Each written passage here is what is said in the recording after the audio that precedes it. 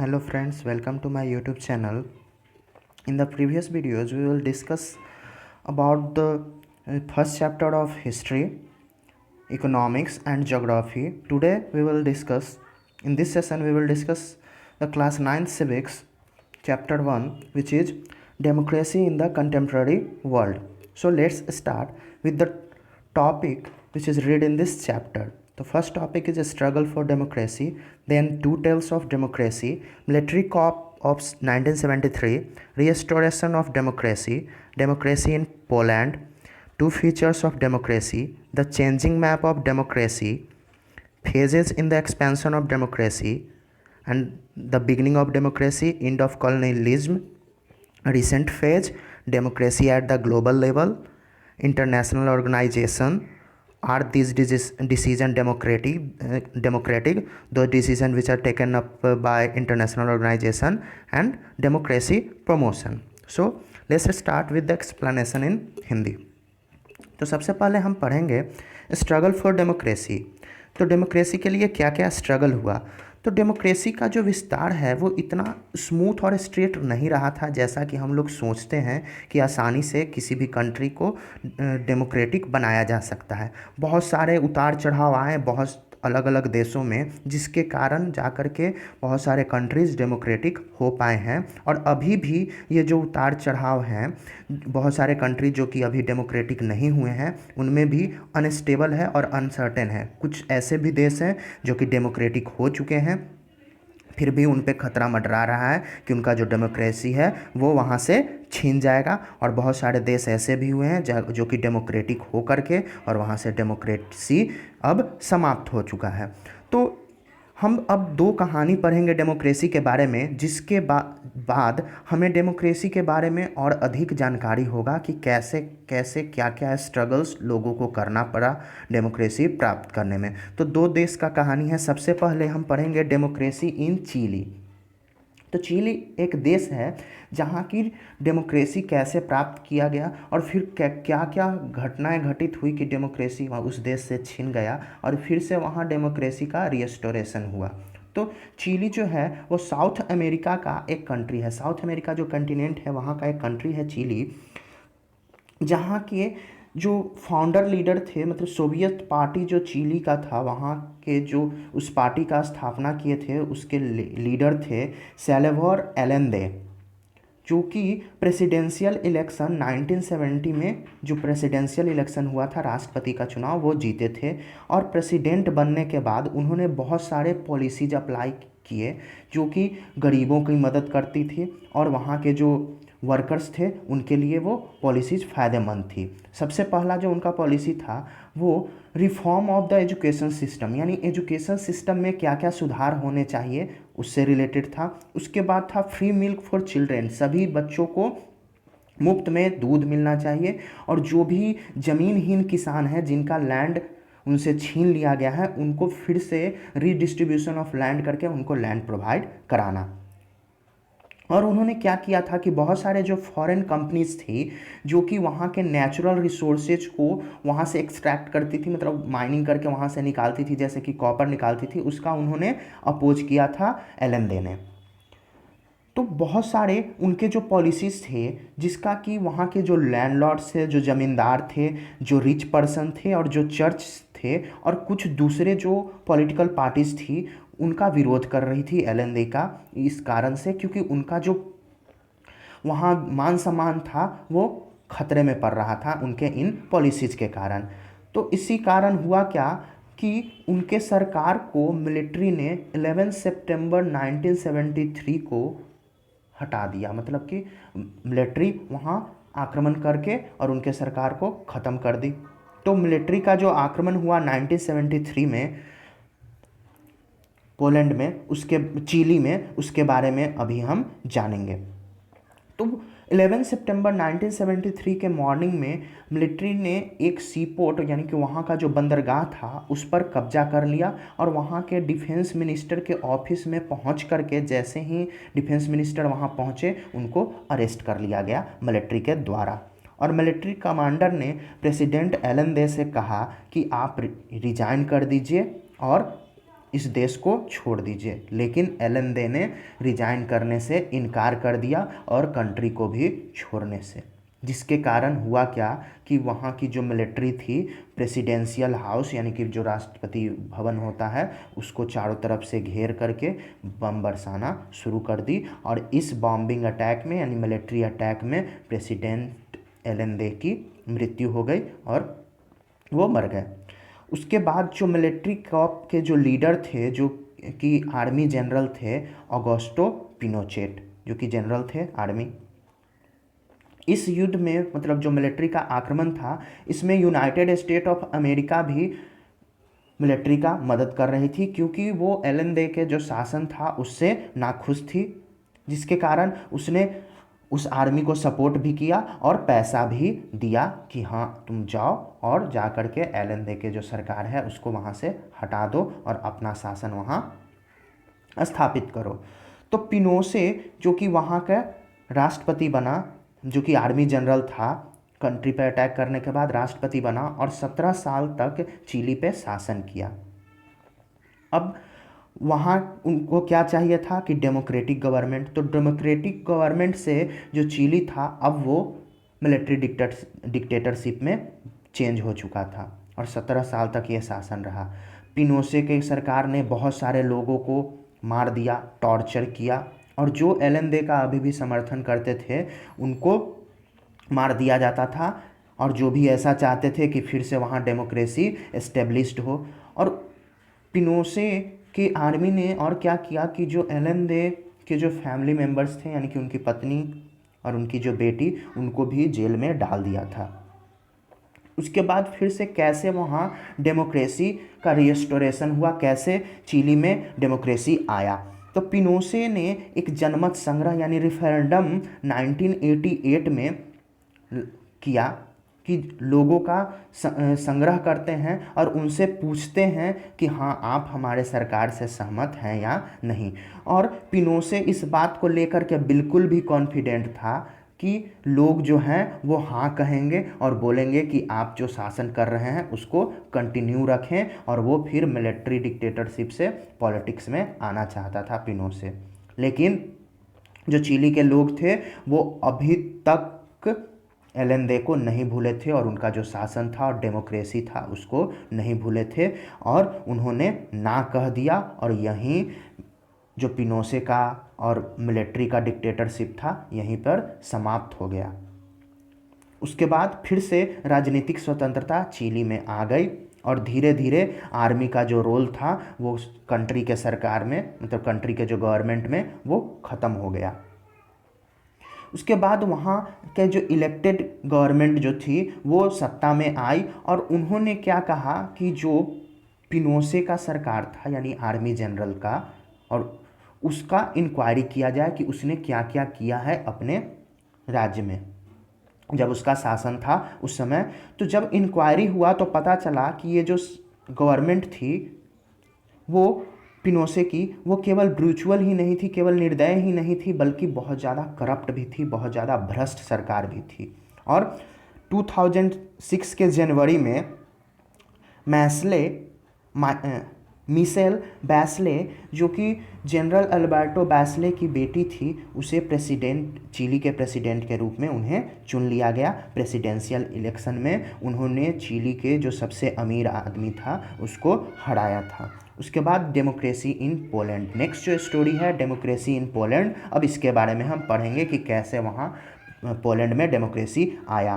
तो इन 1980 पोलैंड में जो रूल था वहाँ के पोलिश यूनाइटेड वर्कर्स पार्टी का शासन था, जो कि एक कम्युनिस्ट पार्टी थी, और कंट्री में कोई दूसरे पार्टी को अलाउ नहीं था कि वो कोई फंक्शन कर सके।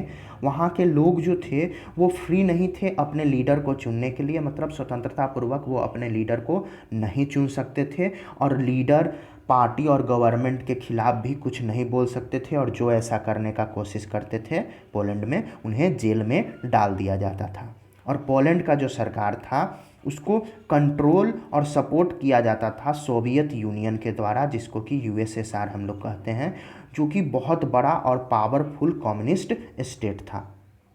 अब पोलैंड में हुआ क्या कि वहाँ के जो शिपयार्ड, लेनिन शिपयार्ड के जो वर्कर थे उन्होंने स्ट्राइक कर दिया, और स्ट्राइक करना भी वहाँ लीगल नहीं था, इलीगल था स्ट्राइक करना। तो 14 अगस्त 1980 को जो लेनिन शिपयार्ड के वर्कर थे, जिसका कि वो गवर्नमेंट ऑन्ड था, लेनिन शिपयार्ड जो था उसका मालिक सरकार थी।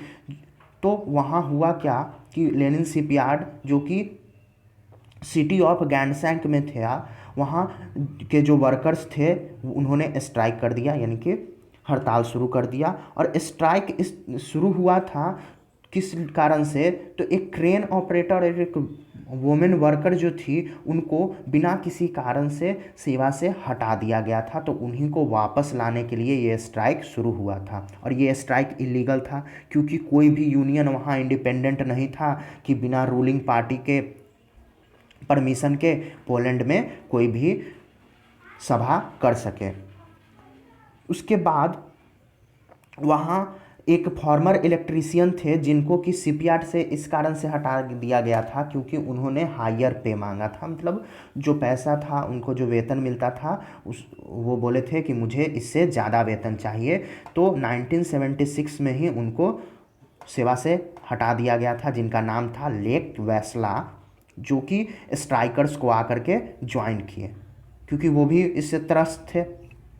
तो स्ट्राइक जो था अब धीरे धीरे पूरे शहर में फैल गया, और उनका जो डिमांड था वो अब बढ़ने लगा। पहले केवल डिमांड था कि जो क्रेन ऑपरेटर है और जो महिला वर्कर है उनको काम पे फिर से वापस रखा जाए, लेकिन अब जो उनका डिमांड था वो बढ़ गया, और वो अब चाहने लगे कि एक इंडिपेंडेंट ट्रेड यूनियन बनाने का उनको अधिकार मिले। और उनका और भी डिमांड था कि जो भी पॉलिटिकल प्रिजनर हैं, यानी कि जेल में जो कैदी हैं, उनको रिलीज किया जाए, और प्रेस का जो स्वतंत्रता है, मतलब कोई भी छापने का जो अधिकार है वो प्रेस को दिया जाए, मतलब जो सेंसरशिप उस पर लगाया गया है उसको एंड कर दिया जाए।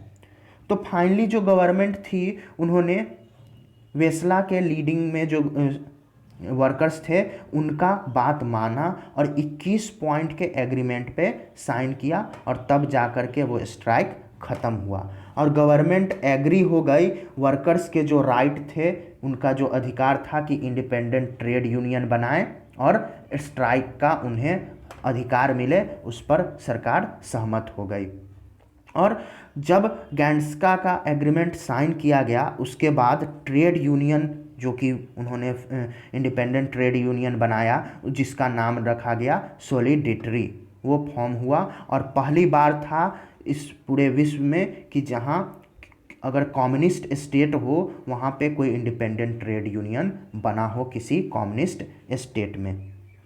उसके बाद हुआ क्या कि लोग जो थे वो उस सरकार के करप्शन के बारे में जानने लगे कि ये जो सरकार है वो बहुत ज़्यादा करप्ट है।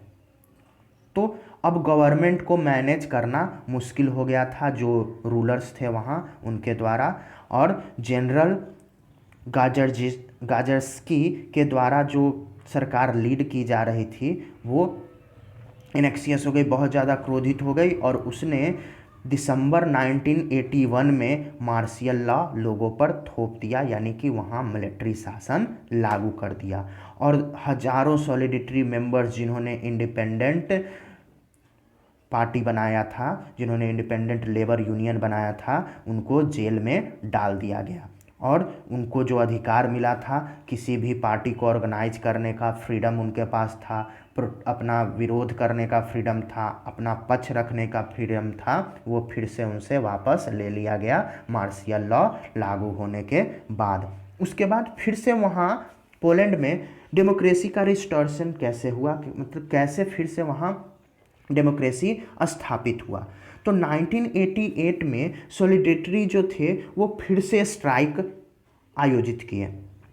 कुछ जो बाहर रह गए थे, जिनको जेल नहीं भेजा गया था, वो फिर से स्ट्राइक आयोजित किए। और इस टाइम जो पोलिश सरकार थी वो बिल्कुल कमज़ोर हो चुकी थी, और उनका जो समर्थन कर रहा था सोवियत यूनियन, वो भी इस बात को लेकर के अनिश्चित था कि इकोनॉमी जो है इस बार तो गिरना ही है, जिस कारण उसने भी वहाँ के सरकार का, पोलिश सरकार का समर्थन नहीं किया। और अप्रैल 1989 में दूसरा सभा पास फिर से हुआ, सरकार ने उनकी बातों को मानी और वेल्सला जो थे वो एक एग्रीमेंट पे उन्होंने साइन करवाया वहाँ के सरकार से कि अब जो है वो फ्री इलेक्शन होगा, मतलब सभी लोग इलेक्शन में शामिल होंगे। और वहाँ का जो सॉलिडिटरी जो था मेंबर, जो सॉलिडिटरी के मेंबर, उन्होंने 100 सीटों पे चुनाव लड़ा, जिसमें कि 99 पे उन्हें जीत हासिल हुई। और अक्टूबर 1990 में पोलैंड में फर्स्ट प्रेसिडेंशियल इलेक्शन हुआ था, जिसमें कि एक से अधिक पार्टी शामिल हुई थी। नहीं तो इससे पहले होता क्या था कि एक ही पार्टी वहाँ खड़ा हुआ और लोग हाँ वोट दे दीजिए, तो एक ही पार्टी है तो जीतेगा कौन, वही। और उसके बाद एक से अधिक पार्टी वहाँ कॉन्टेस्ट की थी और वेल्सा जो कि फॉर्मर इलेक्ट्रीशियन थे उस शिपयार्ड के, उनको कि पोलैंड का प्रेसिडेंट चुन लिया गया। अब डेमोक्रेसी के दो फीचर, क्या क्या डेमोक्रेसी में दो गुण होते हैं उसके बारे में हम जानेंगे। तो डेमोक्रेसी सरकार का एक ऐसा फॉर्म है जो कि लोगों को अलाउ करता है कि आप अपने रूलर को, यानी कि कौन आप पर शासन करेगा, उसको आप खुद चुनिए। तो अब दो फीचर्स हैं कि केवल जो इलेक्टेड लीडर्स होते हैं वही उस कंट्री में रूल कर सकते हैं, ना कि दूसरे लोग। और वहाँ के जो लोग हैं, जो कि डेमोक्रेटिक कंट्री है, वहाँ के लोगों को अपने व्यूज़ यानी अपने विचारों को व्यक्त करने का फ्रीडम रहता है। किसी भी पार्टी या फिर कोई भी सभा को ऑर्गेनाइज करने का फ्रीडम रहता है और किसी भी चीज़ के विरोध करने का उनको फ्रीडम रहता है। अब हम देखेंगे कि किस तरीके से जो वर्ल्ड मैप है उसमें डेमोक्रेसी जो है वो चेंज होते गया। तो the changing map of democracy, तो 1900 तक केवल कुछ ही डेमोक्रेसीज थे इस वर्ल्ड में, जैसे कि कंट्रीज लाइक यूएसए हो गए, फ्रांस और इंग्लैंड, इस तरीके के जो देश थे वही डेमोक्रेटिक कंट्री थे। और 1950 आते आते बहुत सारे एशियन कंट्रीज जो कि इंडिपेंडेंस प्राप्त कर लिए थे कॉलोनाइजेशन रूल से, मतलब कि जो उपनिवेशी सरकार था ब्रिटेन का सरकार, जो कि आकर के दूसरे देशों में शासन कर रहा था, उससे फ्रीडम प्राप्त कर लिए थे, इंडिपेंडेंट हो गए थे। उनमें से अधिक कंट्रीज डेमोक्रेसी को अपनाई। जैसे कि कंट्री का एग्जांपल हम लोग ले सकते हैं तो हमारा कंट्री इंडिया, उसके बाद पाकिस्तान, श्रीलंका, म्यांमार एट्सेट्रा, जो कि 1950 तक इंडिपेंडेंट हो गई थी और अधिकतर कंट्री ने अपने देश में डेमोक्रेसी को अपनाया। और 1975 में बहुत सारे कंट्रीज इस संसार के वो डेमोक्रेटिक हो गए थे, जबकि बहुत सारे कंट्रीज में क्या हुआ था कि डेमोक्रेटिक गवर्नमेंट को हटा करके वहाँ डिक्टेटरशिप आ गया, यानी कि मिलिट्री शासन फिर से आ गया था। और 2000 आते आते लगभग संसार के आधे से अधिक देश डेमोक्रेसी को फॉलो करने लगे थे। इसका मेन कारण क्या था कि यूएसएसआर का डिसइंटीग्रेशन होना, यानी कि उसका टूट जाना। उसमें जो भी कंट्री जो शामिल थे वो अलग अलग हो गए, क्योंकि उन लोगों ने भी डेमोक्रेटिक कंट्री को सपोर्ट करना शुरू कर दिया और वो भी डेमोक्रेसी के रास्ते पर चलना शुरू कर दिए, जिसके कारण बहुत सारे आधे से अधिक इस संसार के जो कंट्री थे वो डेमोक्रेटिक कंट्री हो गए। अब किस किस तरीके से डेमोक्रेसी का विस्तार हुआ, तो सबसे पहले phase in the expansion of democracy, तो बिगिनिंग से हम स्टार्ट करेंगे, यानी शुरुआत से। तो शुरुआत हुआ, जैसा कि आपने हिस्ट्री के first chapter the French revolution में पढ़ा था, उसमें भी डेमोक्रेटिक कंट्री यानी फ्रांस के बारे में हम लोगों ने पढ़ा था कि किस तरीके से फ्रांस जो था वो डेमोक्रेटिक कंट्री बना। सबसे पहले क्या था कि मोनार्च था, उसको हटा करके कॉन्स्टिट्यूशनल मोनार्च बना। फिर उस कॉन्स्टिट्यूशनल मोनार्च के बाद नेपोलियन बोनापार्ट आया और फिर नेपोलियन बोनापार्ट को हटने के बाद फिर वो कंट्री जो था वो पूरी तरीके से डेमोक्रेटिक कंट्री बना था। तो फ्रेंच रेवोल्यूशन अगर वीडियो देखना है तो इसका वीडियो पहले से ही अपलोड कर दिया गया। तो फ्रेंच रेवोल्यूशन जो कि 1789 में जब शुरू हुआ तो वो एक सिक्योर और स्टेबल डेमोक्रेसी को इस्टेब्लिश करने में कामयाब नहीं हुआ, लेकिन बहुत सारे स्ट्रगल हुए डेमोक्रेसी का यूरोप में। उसी से इंस्पायर होकर के, फ्रेंच से इंस्पायर होकर के ही यूरोप के बहुत सारे देशों में बहुत सारे डेमोक्रेसी को लेकर के स्ट्रगल हुए थे। और 18-19 सेंचुरी आते आते बहुत सारे पॉलिटिकल इवेंट्स हुए, जिसके कारण वहाँ के जो मोनार्ची थे, जो शासक थे और जो राजा का जो परिवार था उसका जो पॉलिटिकल इवेंट्स में जो पावर था वो धीरे धीरे कम होने लगा। और 1776 आते आते ब्रिटिश कॉलोनी जो नॉर्थ अमेरिका में ब्रिटिश कॉलोनी थी, उन्होंने उनको इंडिपेंडेंट डिक्लेयर्ड कर दिया, इंडिपेंडेंट घोषित कर दिया खुद से कि आप अब आज़ाद हो। और नॉर्थ अमेरिका और बाकी जो भी कंट्रीज थी वो सब मिल करके और यूनाइटेड स्टेट ऑफ अमेरिका बनाए। उसके बाद 1787 में डेमोक्रेटिक कॉन्स्टिट्यूशन को अडेप्ट कर लिया, लेकिन फिर भी वोट देने का अधिकार सभी को नहीं था, केवल कुछ पुरुषों को ही वोट देने का अधिकार था। और नेशन का जो स्ट्रगल था डेमोक्रेसी का, वो इसलिए था कि वो चाहते थे कि यूनिवर्सली सभी जो एडल्ट्स हैं उस देश के सभी को वोट देने का अधिकार हो, चाहे वो पुरुष हो या महिला हो, अमीर हो गरीब हो, काले हों या गोरे हों, सभी को। और इसी स्ट्रगल को कहा गया यूनिवर्सल एडल्ट फ्रेंचाइजी या फिर यूनिवर्सल सफरेज। तो पुराने समय में जो डेमोक्रेटिक कंट्री थे वो थे यूरोप, नॉर्थ अमेरिका और लैटिन अमेरिका, ये शुरू में ही डेमोक्रेटिक हो गए थे। अब किस तरीके से जो उपनिवेश सरकार था उसका अंत हुआ, कॉलोनियलिज्म का समापन हुआ, तो बहुत सारे कंट्रीज अब डेमोक्रेसी हो चुके थे सेकेंड वर्ल्ड वार के ख़त्म होने के बाद, यानी 1945 के बाद बहुत सारे कंट्रीज जो थे वो डेमोक्रेटिक कंट्री हो गए थे। लेकिन बहुत सारे कंट्रीज में ये जो डेमोक्रेसी था वो ज़्यादा दिन तक नहीं रह पाया। इसका एग्जाम्पल हम घाना से देखते हैं। तो घाना जो कंट्री है वेस्टर्न अफ्रीका का, वहाँ भी ब्रिटिश कॉलोनियल का रूल था और ब्रिटिश कॉलोनी का नाम था गोल्ड कोस्ट, जो कि 1957 में घाना इंडिपेंडेंट हो गया था। और घाना के जो फर्स्ट प्राइम मिनिस्टर और जो प्रेसिडेंट बने थे वो पंडित जवाहरलाल नेहरू के फ्रेंड थे। तो ये फर्स्ट कंट्री था अफ्रीका में जिसने कि इंडिपेंडेंस प्राप्त किया, और बाकी अफ्रीकन कंट्री को भी फ्रीडम के स्ट्रगल के लिए इंस्पायर किया कि हाँ आप भी इस लड़ाई को लड़िए, आपको भी स्वतंत्रता मिलेगा। और वहाँ नकरूम जो कि एक्टिव इंडिपेंडेंस स्ट्रगल में बहुत ही एक्टिव थे, उन्हें कंट्री का पहला प्रधानमंत्री बनाया गया और उसके बाद वो घाना के प्रेसिडेंट बने थे। और जीवनांत तक, मतलब जब तक वो जीवित रहेंगे तब तक उन्हें प्रेसिडेंट बनाया रखा जाएगा, जैसे कि इंडिया में हुआ था जवाहरलाल नेहरू के साथ कि वो जब तक जीवित रहेंगे तब तक यहाँ के प्राइम मिनिस्टर बने रहेंगे। उसी तरीके से घाना के भी जो प्रेसिडेंट थे उनके साथ भी ऐसा ही था। लेकिन वो प्रेसिडेंट खुद को चुने, खुद को प्रेसिडेंट चुने और 1966 में ही मिलिट्री ने उनको वहाँ से उखाड़ फेंका। मतलब वो अपने जीवन तक, जितना जीवन काल था उतने दिन तक प्रेसिडेंट नहीं बनकर रहे।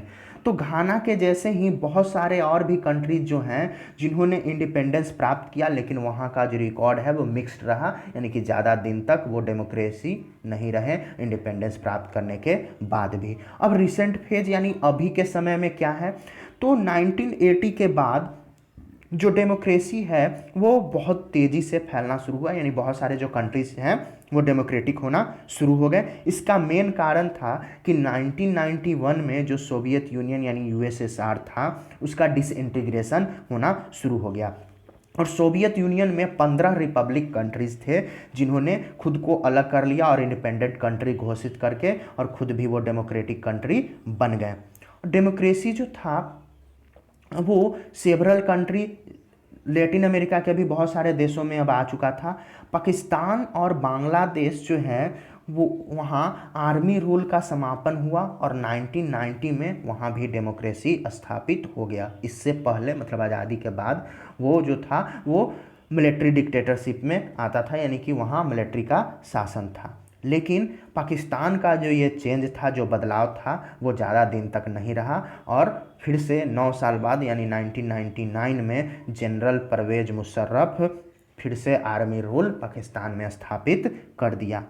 और अगर नेपाल का केस देखा जाए तो हुआ क्या था कि वहाँ का जो राजा थे उन्होंने अपने बहुत सारे जो शक्तियाँ थी उसको छोड़ दिया और वहाँ के जो इलेक्टेड लीडर्स थे वो अब राजा के साथ मतलब उनके समर्थन में वहाँ शासन करना शुरू कर दिए थे।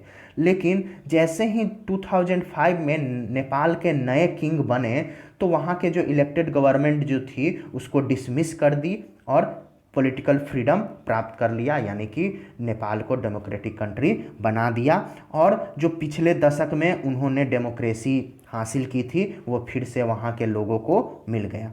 म्यांमार जो कि हमारा पड़ोसी देश है इंडिया का, उसने 1948 में ही कॉलोनियल रूल से फ्रीडम प्राप्त कर लिया था और डेमोक्रेटिक कंट्री भी बन गया था। लेकिन 1962 में ही एक मिलिट्री तख्ता पलट ने मतलब मिलिट्री कॉप हुआ, तख्ता पलट हुआ और वहाँ का जो डेमोक्रेटिक रूल था वो ख़त्म हो गया। और नेशनल लीग फॉर डेमोक्रेसी जो था, जिसको कि लीड कर रहे थे ऑन्ग सॉन सू ची, उन्होंने 1990 के इलेक्शन को जीता। मतलब 1990 में जो इलेक्शन हुआ था उसमें उन्होंने जीता। लेकिन वहाँ के जो मिलिट्री लीडर्स हैं म्यांमार के, उन्होंने आगे कोई भी कदम लेने से इनकार कर दिया और उन्होंने बोला कि मैं इस इलेक्शन के रिजल्ट को नहीं मानता। और मिलिट्री ने किया क्या कि उनके जो लीडर थे ऑन्ग सू की, उनको हाउस अरेस्ट कर दिया, मतलब घर में ही कैद कर दिया। अब वहाँ पे और क्या हुआ कि अगर पब्लिकली कोई भी इस तरीके की बात करते हुए पकड़ा जाता था, उसको 20 साल के लिए जेल में बंद कर दिया जाता था, जो भी डेमोक्रेसी के बारे में बात करता था। और इसी क्रूर मिलिट्री रूल के कारण म्यांमार के लगभग 6 से 10 लाख लोग कंट्री छोड़ करके और दूसरे देशों में चले गए, अपने घर छोड़ करके, और शेल्टर्स होम में रहने लगे। म्यांमार जिसका कि पहले नाम बर्मा था। अब जो सू की, जिनको कि हाउस अरेस्ट किया गया था, वो हाउस अरेस्ट में रहने के बाद भी अपना जो कैंपेन था डेमोक्रेसी को लेकर के, उन्होंने उस कैंपेन को नहीं छोड़ा और इंटरनेशनली उनके कैंपेन को, उनके स्ट्रगल को अंतर्राष्ट्रीय संगठन ने माना और इसके लिए उन्हें नोबेल पीस प्राइज भी मिल चुका है। फिर भी म्यांमार के जो लोग हैं अभी भी डेमोक्रेटिक कंट्री के लिए, डेमोक्रेटिक गवर्नमेंट के लिए स्ट्रगल कर रहे हैं। अब 2005 आते आते 2005 तक लगभग 140 कंट्री में मल्टी पार्टी इलेक्शन होना शुरू हो गया, जो कि पहले से अब काफ़ी ज़्यादा है।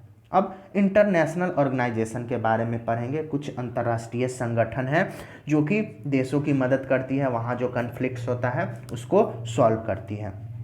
तो ऐसा कोई भी सरकार नहीं है जो कि संसार के सभी लोगों के लिए कोई नियम पास कर सके, कोई ऐसा लॉ करे जो कि सभी लोगों को मानना हो। लेकिन कुछ ऐसे इंस्टीट्यूशन हैं जो कि पार्शियली, यानी कि कुछ कुछ देशों तक, मतलब जहाँ उस तरीके का ज़रूरी है वहाँ कुछ ऐसा फंक्शन करती है गवर्नमेंट के जैसा। तो ये ऑर्गेनाइजेशन किसी भी कंट्री को कभी भी कमांड नहीं करती है जैसा कि गवर्नमेंट अपने सिटीजन को कर सकते हैं, लेकिन ये कुछ रूल्स और कुछ लिमिट में वहाँ के सरकारों को बांध देती है, मतलब उनके जो पावर्स है उसको लिमिट कर देती है, ताकि जो वहाँ के लोग हैं वो टॉर्चर न किया जाए, उनको दिक्कत ज़्यादा ना हो।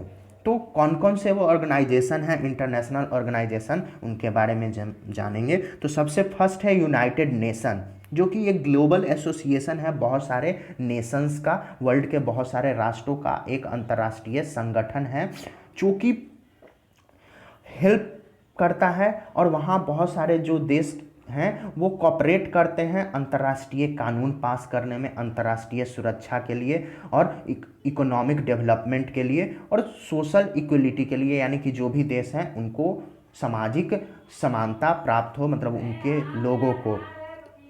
यूएन सेक्रेटरी जनरल के जो चीफ होते हैं वो एडमिनिस्ट्रेटिव ऑफिसर, वहाँ के जो चीफ एडमिनिस्ट्रेटिव ऑफिसर होते हैं वही वहाँ के सेक्रेटरी जनरल होते हैं।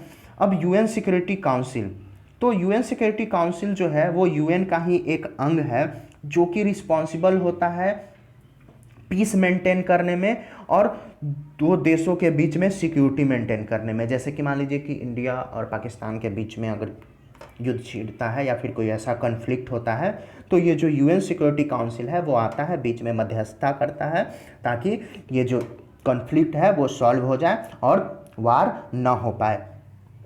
और ये एक साथ मिल करके इंटरनेशनल आर्मी का भी संगठन करता है, इंटरनेशनल आर्मी बनाता है, और जो भी देश कुछ गलत करते हैं उनको सजा भी देता है, उनके खिलाफ एक्शन भी करता है। अब नेक्स्ट जो है इंटरनेशनल ऑर्गेनाइजेशन वो है इंटरनेशनल मॉनेटरी फंड IMF और वर्ल्ड बैंक, जो कि मनी से रिलेटेड है। यानी कि वो करता क्या है कि जिस भी सरकार को ज़रूरत है, जिस भी देश के सरकार को, उसको कर्ज स्वरूप पैसा देता है।